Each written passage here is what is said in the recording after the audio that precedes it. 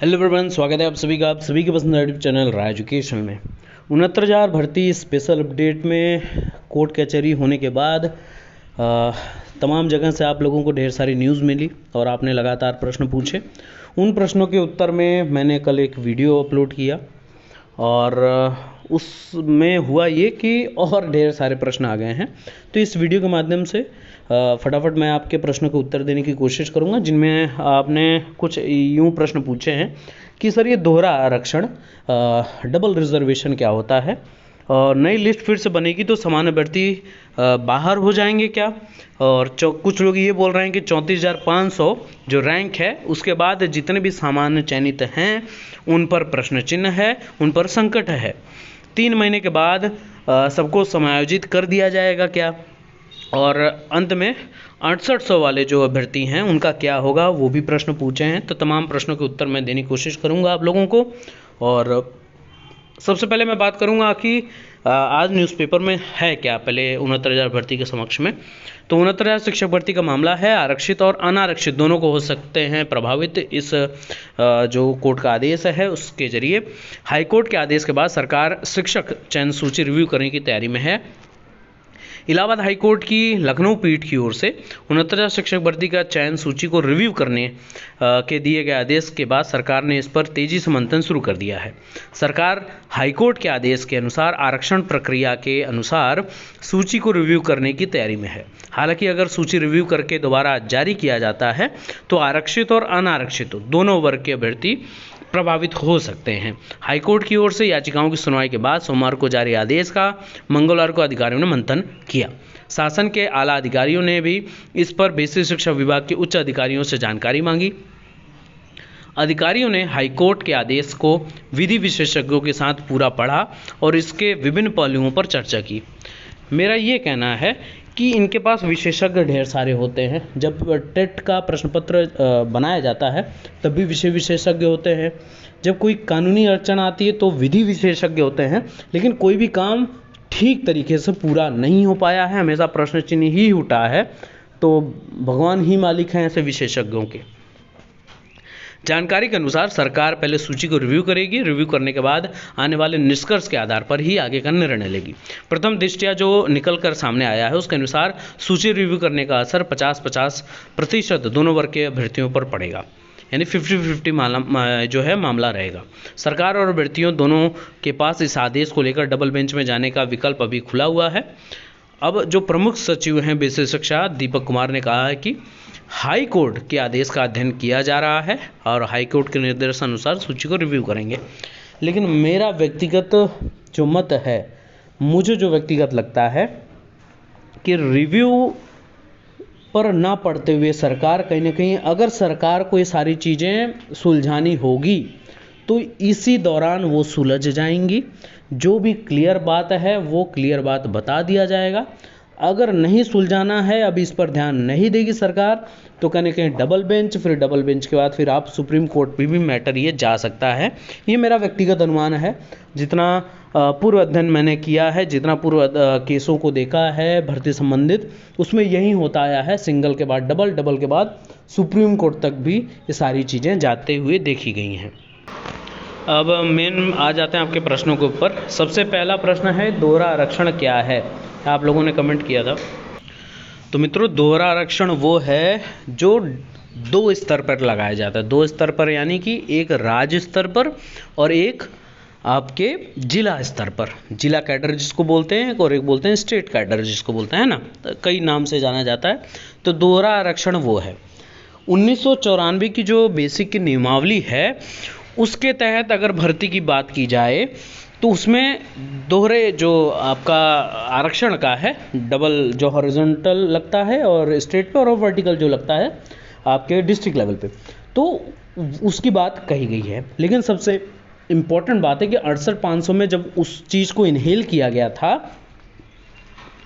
तो ज़्यादा से ज़्यादा जिनका मेरिट बना था उनको नज़दीक का उनका अपना ज़िला न मिलते हुए उनको दूर का ज़िला मिला था। तो वो सब गए थे कोर्ट और वहाँ पर मुद्दा, नया मुद्दा आया था, MRC मुद्दा, है ना। ये नया आरक्षण के प्रावधान के अंतर्गत कोई हाई मेरिटोरियस जो कैंडिडेट हैं वो अपने डिस्ट्रिक्ट में ना होते हुए उनको इनहेल कर दिया गया अदर डिस्ट्रिक्ट में, अपने होम डिस्ट्रिक्ट से काफ़ी दूर पे। तो इस एमआरसी का फिर से प्रपंच ना हो 68,500 की तरह, फिर इसको 69,000 में शामिल कर दिया गया। और यही सबसे बड़ा मुद्दा बना आरक्षण विसंगति को लेकर, जो अभी तक ये कोर्ट के अधीन चल रहा है। तो ये है दोहरा आरक्षण के बाद बातें आती है कि नई लिस्ट फिर से बनेगी तो सामान्य भर्ती बाहर होंगे। मैंने कल भी बात ये बोली थी, पुनः ये बात बोल रहा हूँ, सब अलग अलग तरीके से आपको पेश करेंगे, परोसेंगे, लेकिन आपको चखना नहीं है। क्यों नहीं चखना है? क्योंकि आप हैं शिक्षक, आप अभ्यर्थी नहीं हैं, पहली बात। दूसरी बात, अगर आपका हित प्रभावित होगा तो विभाग और सरकार आपके साथ है, क्योंकि आपको नियुक्त किया है विभाग ने, सरकार ने, है ना। आप बैकडोर से एंट्री आपकी तो हुई नहीं है, या आपने कोई भ्रष्टाचारिता करके आप तो आए नहीं हैं, है ना। गलती आपकी नहीं है, एक अभ्यर्थी के रूप में गलती अगर हुई है तो सरकार विभाग उसकी जवाबदेही देगा, और उनको वो करना आता है बहुत बखूबी तरीके से। उनके पास सो कॉल्ड विधि विशेषज्ञ हैं, तो वो अपना इंतजाम करेंगे, अपना जवाब देंगे। 34,500 के बाद चयनित सामान्य पर संकट है। चयनित सामान्य नहीं होता है, सामान्य कोई जात नहीं है ना। सामान्य जो है ये कैटेगरी में रिजर्व कैंडिडेट जो उस तय मानक से अधिक अंक प्राप्त करते हैं वो भी आते हैं इसमें, और जो अभ्यर्थी हैं जो अनरिजर्व कैटेगरी के लिए अप्लाई किए रहते हैं वो आते हैं बेहतर तौर पे। तो यहाँ पर प्रभावित की बात अगर मैं कहूँ, प्रभावित तो पहली बात तो किसी को कुछ नहीं होना है, लेकिन जो लोग 34,500 के बाद का ढोल पीट रहे हैं तो प्रभावित समूचे सबको होगा, है ना। यहाँ पर बांटा नहीं जाएगा कि ये अलग है वो अलग है, प्रभावित तो सबको होना है। 3 महीने बाद सबको समायोजित किया जाएगा। देखिए सरकार को करना है, सरकार किस तरीके से बेहतर, देखिए सरकार का क्या काम होता है कि कितने कम से कम संसाधन में हम ज़्यादा से ज़्यादा लोगों तक अपनी सुविधा पहुंचा सकें। इसका अर्थ है कि नियुक्ति हमको जितनी कम करनी हो उतना बढ़िया। क्यों? क्योंकि वेतन ज़्यादा ना देना पड़े, पहली बात। कोई भी हो, कोई भी गवर्नमेंट हो, XYZ, सबका यही नियम होता है ना। अब आपको अगर मैं बहुत इंपॉर्टेंट तरीके से बात करूं तो विगत 68,500 अगर शिक्षा मित्र बंधुओं का समायोजन रद्द ना हुआ होता तो ये जो 1.5 लाख भर्ती हुई है मोटे मोटे तौर पर 68,500 और 69,000, ये भर्ती आती नहीं, पहली बात है ना। तो ये तो आपके समायोजन रद्द होने के बाद भर्ती हुई है, नहीं तो नई भर्ती कहाँ हुई है आज तक। और 69,000 आपकी जनवरी 2019 में 6 जनवरी को एग्ज़ाम होने के बाद लगभग 4 साल से ज़्यादा का समय हो गया है, लेकिन नई भर्ती फिर भी नहीं आई है। तो जिस मुद्दे पर आप लोगों का प्रश्न सबसे ज़्यादा उठना चाहिए नई भर्ती को लेकर, वो नहीं उठ रहा है। प्रॉब्लम ये आ रही है कि नई भर्ती नहीं दिख रही है, सब अभ्यर्थी मानसिक प्रताड़ित हैं, परेशान हैं। तो 69,000 अभी रिसेंट भर्ती ही हुई है, तो इसमें सबसे ज़्यादा प्रॉब्लम क्रिएशन की बात बार बार होती रहेगी जब तक नई भर्ती ना आ जाए।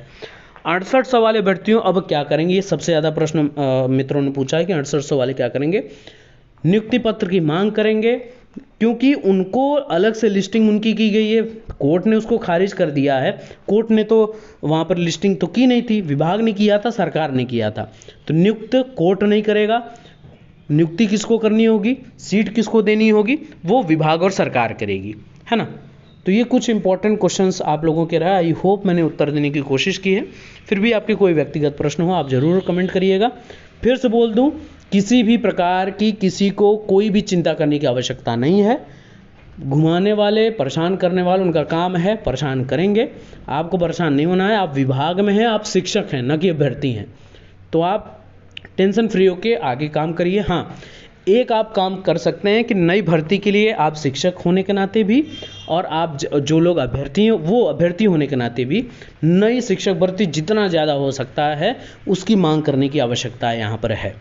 क्योंकि अगला वर्ष चुनाव का वर्ष है, तो ये वर्ष बहुत ही महत्वपूर्ण है चुनावी वर्ष को देखते हुए। बाकी आप लोग मुझसे बेहतर समझते हैं इन सारी चीज़ों को, तो आई होप बाकी आपके जो भी प्रश्न हो आप ज़रूर पूछ लीजिएगा। Best of luck, thank you so much.